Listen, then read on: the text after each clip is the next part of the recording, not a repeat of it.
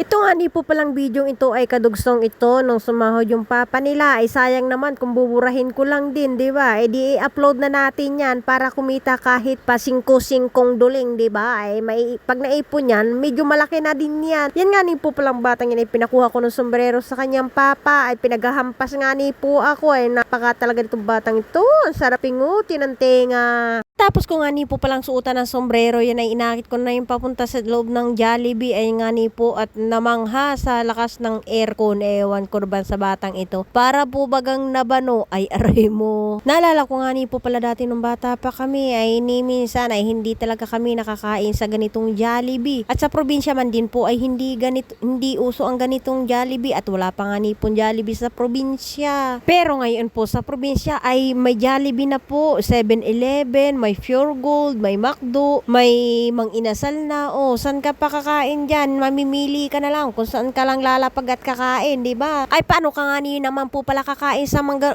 ganong fast food kung wala ka namang pagpambili, di ba? Ang pambili mo lang ay pambili ng bigas, ay di ibili mo na lang bigas para manguha ka na lang ng ulam sa bundok. O, saan ka pa? Ganyan nga ni po talaga ang realidad ng buhay, ano? Kasasahod mo lang, wala ka na naman pera, mangungutang ka na naman, ay saan ka pa? Yung nagtatrabaho kang mabuti, eh wala ka namang naiipon. Ay aray ko po.